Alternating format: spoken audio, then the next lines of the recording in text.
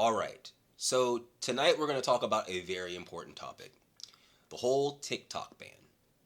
Now, for those of you who have been paying attention, TikTok was set to get banned. We were talking about TikTok being banned since March, April of last year. That's when it got announced. And we saw that ban take effect 12 hours ago, or a little over 12 hours ago as I'm recording this. And now it's back. TikTok is back. It's unbanned.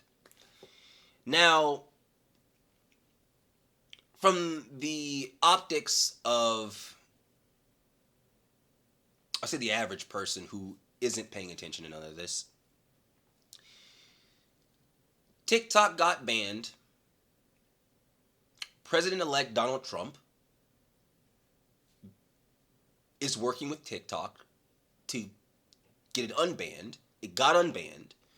And now they're continuously working together to make sure it stays unbanned. And so if you're a normal human being and you own your own business or you're a content creator and you're not really locked into politics, you would be like, wow, Donald Trump saved my business. Donald Trump saved my company. Donald Trump saved my content creation platform. Like, Donald Trump is for the people, right? But for those of you who have been paying attention since the beginning, you understand that it was Donald Trump that initiated this whole thing. It's basically the whole start the fire, put out the fire, and then look like the savior. Now, I know a lot of y'all would go like, "Oh, that's a scam right there. That's a dirty scam by Mr. Trump. That's a dirty scam to do something like that." But here's why I'm not mad at him about it. I don't blame him for what he did. As a matter of fact, I think it's quite genius, and it says a lot about how dumb and stupid the Democrats are. We've been talking about this ban since March, April of last year. You've had this so much time to prevent this from happening. But yet you allowed it to get to this point. You gave Donald Trump another weapon in his arsenal to use against you. And now not only do you look like the idiots that you portray yourselves to be, but now you look like the party that may have allowed small businesses, creators, content creators who have built their livelihood from that platform. You allowed it to sink and cost these people money. Now, I was having a conversation with my friend about a couple hours ago, and I said, you know what? If they do bring TikTok back, because this is before I knew they were going to do this, it's going to affect the young people vote a lot, because a lot of young people, like I said, either they have their own content creation situation going on TikTok, or they're just avid TikTokers. They are always on the platform. And just like when on his first term, where he was, pardoning rappers and stuff like that out of prison, and with the whole stimulus check, he's basically doing the exact same thing, but it's in a larger scale now, because now younger voters who, again, aren't really tied to the whole political side of it, who haven't been paying attention past what's going on right now, and I don't blame them. I don't really pay attention to politics like that. The only reason why I do is until it truly affects me. I know it sounds messed up, but a lot of these people are doing whatever they're doing for themselves. Again, they're all in bed together. It's not really anything that will benefit me or you or it's whatever can make them money. Their side, whether you're Republican or Democrat. There's no good guy, bad guy thing. It's all LARPing. All of it's LARPing. So, again, what it's going to do is it's going to affect the young vote, the young people's voting. And they're going to say, you know what? Donald Trump did save my business. He did save the my content creation situation. So, I don't know. He He did something for me. And the Democrats had 4 years. What did they do for us? So I don't blame him for what he did. The Democrats gave him the bullets. They gave him the gun. He cocked it, pulled it, and that's it. It's like, if you're gonna give your assailant the weapon, don't get mad when they use it against you, right? So that's my whole perspective on it. If it's right, it's right. If it's wrong, it's wrong. I don't give a shit. But at the end of the day, like, it's just, you can't convince me that these parties aren't in bed together when they literally, it's literally, I give you the weapon, you use it, for what? It's all LARPing. It's all a play. It's all a show to be like, we're the good guys. No, we're the good guys. And it's just like, but you're all just trying to make as much money as possible. That's all that matters. At the end of the day, this all comes down to money. It doesn't care. They don't care about your rights. They don't care about your struggling situation. They don't care that you're struggling to pay bills or for groceries or pay rent. They just care about making money, and if they have to do little stunts like this to look like the good or bad guys, whatever, as long as that check clears, that's all they give a crap about. But like I was discussing before, this is going to have long-term effects that will affect other election cycles, and I'm not entirely sure the Dems care. I think this is all planned in the way it looks like. I could be wrong. They could be just a band of idiots. Wouldn't be surprised. It could be a whole band of idiots. But I think this is all planned. I strongly believe that they're all in bed together. But we're seeing as good versus bad. This side cares about us. That side cares about. No, they don't. They as long as the check clears, they're good. So we're gonna watch a video from Drifter, and he's going to explain to you why the TikTok ban is not that. Sorry, the TikTok unban, excuse me, is both a good thing and not such a good thing, right? Let's take a look. And we're back. Less than 12 hours after TikTok voluntarily withdrew its services from the United States, service has been restored after some comments from Donald Trump. Specifically comments such as saying that he will issue an executive order on Monday, significantly delaying the TikTok ban, and other posts on Truth Social talking about trying to find a way to keep the app functioning in the United States, which is wild considering the history of this issue. The original TikTok ban started shortly after June 2020 when Donald Trump got trolled by TikTok teens and K-pop stans. He was giving away free tickets for a rally with the idea of packing the house. A bunch of kids on TikTok decided to claim those free tickets, so he got a bigger venue and then they could not fill the venue. The picture that you see right here is one where they actually got the crowd together for one photo for the press, but he ultimately ended up wasting a lot of money because he got trolled by TikTok. Well, that made the Trump campaign so mad that he signed an executive order that will effectively ban the use of TikTok in the United States, citing honestly very valid and real security concerns. And this became a bipartisan issue. The Democrats also had issues with TikTok, both its effects on children's brain and security concerns. So after a law went through Congress, Joe Biden signed it into effect, effectively reinforcing Trump's TikTok ban. And it went to the Supreme Court and they said yes. But then something wild happened. TikTok became useful to Donald Trump during the last election because of the wedge it drew between Gen Z and traditional left-wing support over the Palestinian genocide, and was one of the key ways in which he was able to move the youth vote to his side. And suddenly, as soon as this app is useful, instead of just trolling, it's not getting banned.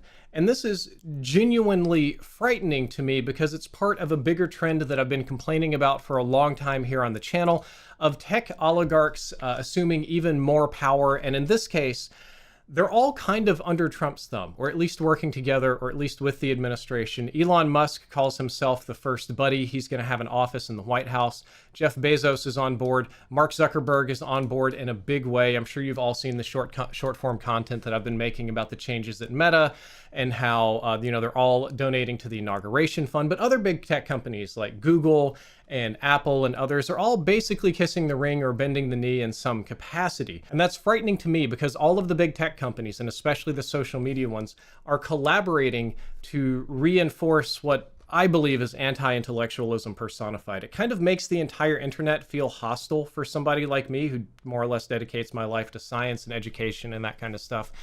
So basically, what he's saying is that a lot of these tech companies are coming together to push certain agendas with these social media sites, like TikTok. I think TikTok is starting to be like that.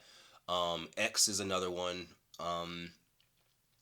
There's a and what's and Facebook is another one. There's a couple more, good handful more. I just don't feel like naming them all. But like he was saying, it was harmful until it wasn't. Now, again, which goes back to what I was saying earlier. How did the Dems not see this coming? And again, I said it earlier. Not only did whatever they use drive a wedge between the younger voters, not only did it drive the wedge with the younger voters towards the Democratic Party, but the fact that you just gave Donald Trump that arsenal of like, hey, I brought back TikTok. I saved your business. That's another weapon that he's going to use to be like, hey, what did they like? They took it away. They signed it to take it away from you. They signed it to take away your business. When in actuality, he was the first one to initiate the ban when it didn't work for him back in 2020. So I just find it very interesting that I don't find it interesting. I mean, it's fucking textbook at this point. But I should have known, it's been coming for a long time. My personal TikTok has been restored, which I'm sure that many of you have seen before.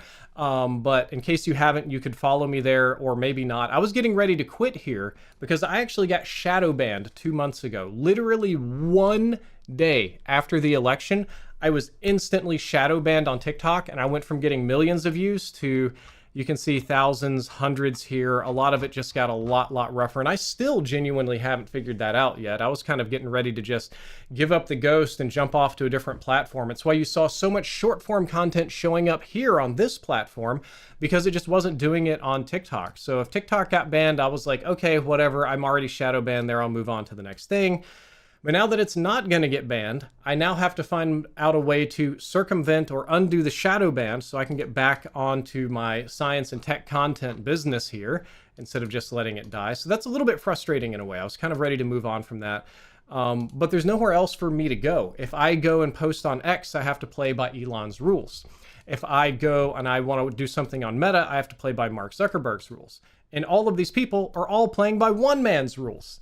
And the rule is, how much can we enrich this man and each other? And it's really frustrating for me. We're going to go ahead and do a little transition here. This video is happening so fast today. I had time to plan nothing. It's all unscripted right off of my chest. I'm going to put my tinfoil hat on, and I'm going to say that I genuinely believe the reason that the service has been restored here for TikTok is because somebody at that company a year ago, when it underwent a big redshift in algorithm, started tracking data. And then that whole like Palestinian genocide wedge that they pushed really hard during the election, sometime shortly after the election, I think some representative from that company went to go make a presentation to Trump to show just how useful the app was at driving a wedge or divide, or just exploiting a weakness in what is typically a very left-wing demographic, being Gen Z. And somebody seeing that that's useful is going to unban it because they want to use it for themselves. Again, the crazy thing about this is, and I keep saying this because we have to look at it from this standpoint as well. The Democrats had all the time in the world to do something, and what did they do? Well, Pop Biden was talking to his dead relatives in the outer world, and I don't even think he's still on this planet anymore. I don't think Biden is here with us. I think he's in the ethereal. And he's been in the ethereal for a very long time. So long that he, instead of getting someone on his team to say, hey, how can we use TikTok to do what the Republicans are gonna do. How can we use TikTok to do what they're gonna do to use it in our favor? No. What Biden does is he has a conversation with his ancestors, and they try to make it look like he's still with us when in actuality he's not. And for the last 4 years of his presidency, we're like, hey, do this, hey, do that. If you do this, you can win the favor of younger voters. If you do that, you can win the favor of of voters that may have not voted for you in the last term. But he didn't do that. No, he didn't do that. We just sat there while he gave money to other countries, and we prices got higher, rent got higher, and pretty much the Republicans took over. So we can be mad at him, but I don't blame Donald Trump. I don't blame the Republicans. This was a smart move when the other side is filled with idiots. But then I can't help but think that they're not. This is not an idiotic move. I can't help but think that they're all working together, because you don't let. If you're playing a game, right? Let's say you're playing basketball, football, whatever. You're not gonna when you, let's say you're the quarterback. I'm trying to explain this as clearly as possible. Say you're the quarterback, right? You yell hike. You're not gonna see the player on the other team and throw them the ball, right? Not intentionally, right? I'm sorry, but this seems like a very intentional thing, because when you've had all the time in the world to nullify all of this, when you had all the time in the world to stop this from happening, but instead you focus on things that really had nothing to do with the American people. Well, we kind of get the situations we're in right now. And so as much as I want to be like, oh, this is terrible. They're going to be pushing more left-wing right-wing things. But what did the Democrats do to stop it? What did they do to stop it? They literally sat there and watched it as it happened. They literally took the football, threw it to the other team, stopped and watched as they ran into the end zone. That's basically what happened. So, as much as you want to be angry about it, you just gotta be like, nah, dude. If you gonna be stupid, if you play stupid games, you win stupid prizes. But again, I don't even think this is a thing where it's like the other side was dumb and they just didn't know what to do. I think it was more or less just like, hey, listen. If you get paid, we get paid. We all get paid, and screw the average person, screw the average American. Like, we're getting paid. And I think at the end of the day, that's all that matters. At the end of the day, the Dems are getting paid, the Republicans are getting paid, we common folk ain't getting paid, and that's all that matters. This whole thing isn't about trying to do this whole good versus evil, I'm on your side thing. It's no one's on anyone's side. It's all about money. At the end of the day, this will always be about money. Everything you're seeing right now, all the moves that are being made, all the chess pieces being moved, it's all about money. All about money. So, as much as I would want to be angry at this and shake my fist, I'm just like, nah, man, this is basically par for the course. I would be shocked if this was not the outcome. I would be completely shocked if this wasn't the outcome. This is exactly on brand. And so I'm not mad at the Republicans. I'm not mad at them. Who I'm mad at is, nah, I ain't mad at the Democrats neither. This is all, like, at the end of the day, it's all money. I'm here witnessing all this just happen, and I'm just like, yep, this is the game. This is the game, and it's the Game of Thrones. Either you win or you die. And sometimes you gotta team up with your enemy in order to make as much money as possible. It's kind of like with it's like with certain organized crime groups working with the government. It's like they can easily they can easily take out these organized crime organizations. They can easily just wipe them out if they truly wanted to. But why would you do that if they're making you money? Like, that's dumb. Like, you're bringing cash into my pockets, so why would I harm you?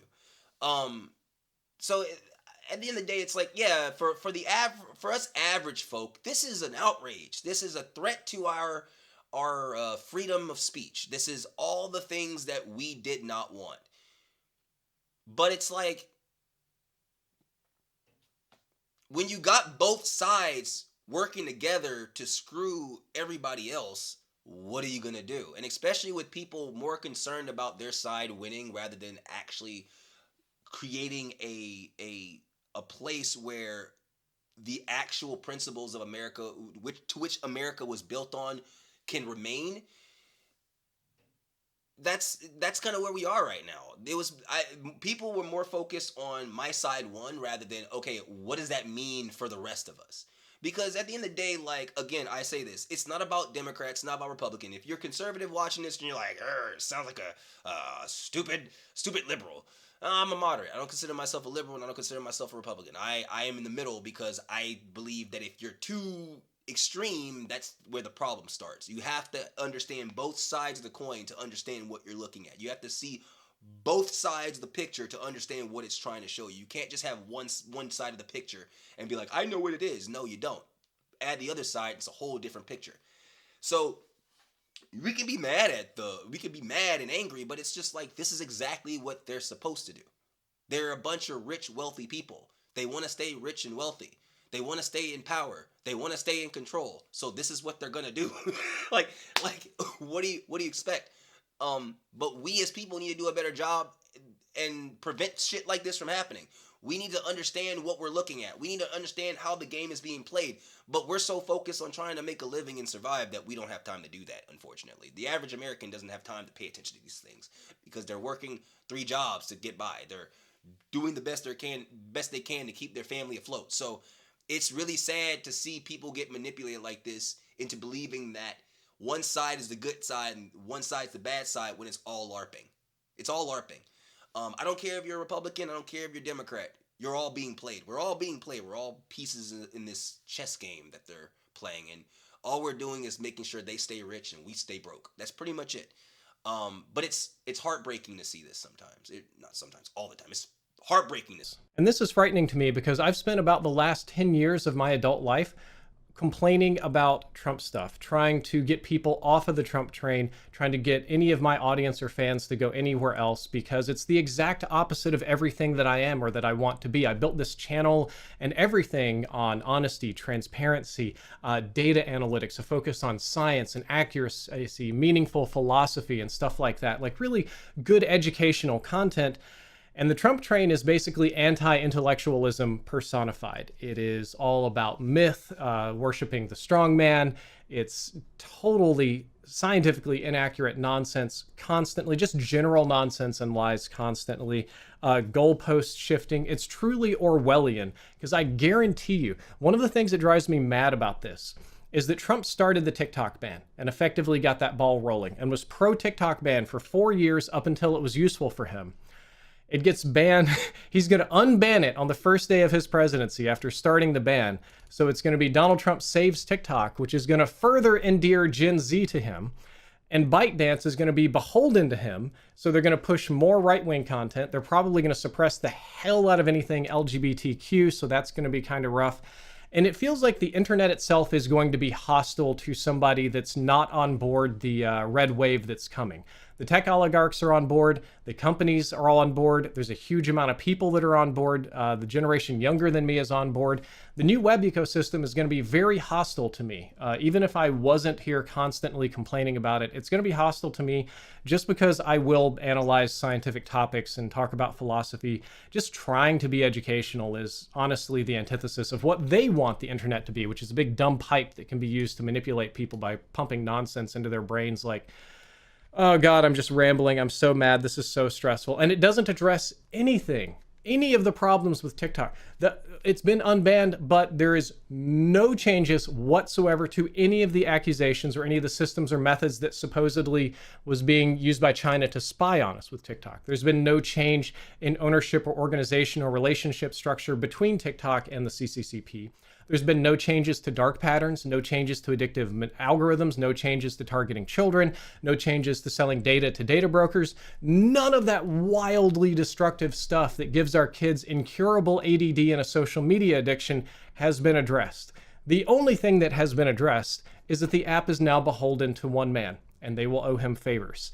And all of the other American tech oligarchs are going to do the exact same thing, and they're going to continue farming us like we're serfs. They're going to extract as much value from our brains as humanly, or I guess since an AI is going to be running these algorithms, as artificially intelligently possible. They're just going to... I don't know, man. This stresses me out. It seems like we can't do anything consistently. We can't do anything for the right reasons. We don't actually care about the people being affected by this. This is just a big game. It's almost Lovecraftian in a way that these people are so rich and they control so much that you're literally just a pawn and they're moving the board around and you're just trying to survive the shuffle. Welcome to the Game of Thrones. Either you win or you die. This is basically what this is. Yeah, guys. So, unlike George R.R. Martin, I think we're going to actually see we're going to actually see the winds of winter in our saga. Because, holy crap, man, like, it's crazy. Because, again, and I keep reiterating this, it's hard to fight a battle when you think that the person on your side is truly on your side, only to find out they're siding with the person that's you're against. And when you find that out, it's like, oh God, I've been bamboozled. But that's basically how this is. We believe that this side is for us. And but in actuality, they're actually just trying to get rich. At the end of the day, again, like I said before, this is all about money. This is all about power. This is all about control. This has nothing to do with your livelihood. They don't care about whether you can feed your family, whether you can do all those things. They're trying to establish a certain dominance to where they tell you what to do and how to do it. They show you what to think, tell you how to think. It's literally 1984. But when you're more distracted with trying to keep your family afloat, keep your things together, make ends meet, you're not thinking about all this stuff happening. Meanwhile, they're telling you that this is the bad side and that's the bad side and we're the good side and we love you, we take care of you, we did this, we did that, by doing little small favors. And because we're so used to the bare minimum, it looks like the maximum. And so, again, I can get angry at the right wing and be like, wow, I see what you're doing, I see how you're manipulating us, but then, like, what is the left doing? I heard a great phrase from a streamer. I was watching a stream. He said it perfectly, and it was the funniest thing I've ever heard, but I like it. It's, why pick a wing when you can ride the eagle, baby? We are fucked!